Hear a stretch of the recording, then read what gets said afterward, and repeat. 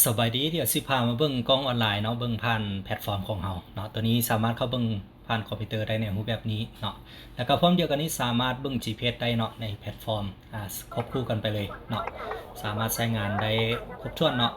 แล้วก็เป็นระบบติดตามเนาะสามารถฟังเสียงสนทนาได้ด้วยเนาะอยู่ทางแพลตฟอร์มของเรากันว่าสิมาเที่ยวแล้วเงินทันจะอันนี้ตัวอย่างเบิ่งผ่าน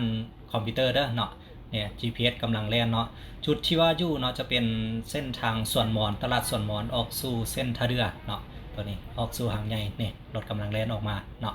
ตัวนี้เป็นตัวอย่างเนาะกล้องจะเป็นรุ่นที่ว่าเบิ่ง2กล้องเด้อเนาะกล้องหน้ากระซาดไปด้านหน้ากล้องหลังเราสามารถเลือกจุดติดได้ซึ่งตัวนี้เราติดอยู่ในห้องเครื่องเนาะเป็นตัวอย่างให้เบิ่งนี่ติดเบิ่งในห้องเครื่องเบิ่งคนขับเนาะเป็นระบบติดตามในรูปแบบนี้เนาะฟังก์ชันมันก็คือจะครบถ้วนเลยเนาะมีทั้ง GPS เนาะเบิ่ง GPS ย้อนหลังได้นำเนาะ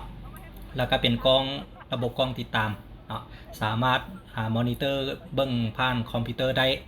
หรือว่าจะเบิ่งผ่านโทรศัพท์มือถือก็มีแอปพลิเคชันสามารถเบิ่งผ่านโทรศัพท์มือถือได้เช่นเดียวกันตัวอย่างตัวนี้ก็คือเบิ่งผ่านคอมพิวเตอร์เนาะแล้วก็พร้อมเดียวกันนี้เดี๋ยวเบิ่งฟังก์ชันของ GPS สำหรับ GPS เนาะเราก็สามารถเบิ่งได้แบบเรียลไทม์เลยเนาะเบิ่งรถแล่นจากกิโลเมตรต่อชั่วโมงจังซี่เนาะสามารถเบิ่งได้ความไวรถแล่นต่างๆเนาะแท็กกิ้งผ่านดาวเทียมเนาะเป็นแผนที่เป็นดาวเทียมก็ได้เนาะรถแล่นแต่ละจุดเดี๋ยวสิพาเบิ่งในรูปแบบของการเบิ่งผ่าน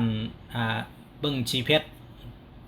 ย้อนหลังเนาะว่ารถไปไสแดอันนี้คือตัวอย่างการใช้งานรถของเฮาใน2มือนี่เนาะ2มือผ่านมานี้ว่าไปไสแดตัวอย่างเนาะเดี๋ยวซูมเข้ามาเบิ่งเลยว่าไปไสแดแล้วจอดอยู่ไสจอดจังนาทีเนาะระบบมันจะมาร์คให้เลยเนาะคือตัวนี้เนาะตัวอย่างตัวนี้ที่ว่าเฮาแล่นมานี้เนาะเดี๋ยวเบิ่งตัวนี้คือตัวนี้ตัวอย่างตัวนี้จอดอยู่กับคือตัวอย่างตัวนี้จอดอยู่กับประมาณ2ชั่วโมงไปเนาะมันก็สิมากขึ้นเวลาเราคลิกเบิ่งเนาะตัวนี้ก็5ชั่วโมงเห็นบ่รถจอดอยู่แต่ละบ่อนแต่ละจุดเนาะคือเฮามาจุดนี้เนาะเดี๋ยวมาเบิ่งจอดอยู่วัดป่าหนองคำแสงเนาะ50นาทีอันนี้เฮาก็ไปมือเข้าพรรษาเนาะไป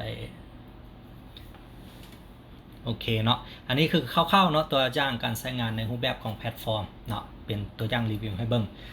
ขอขอบใจ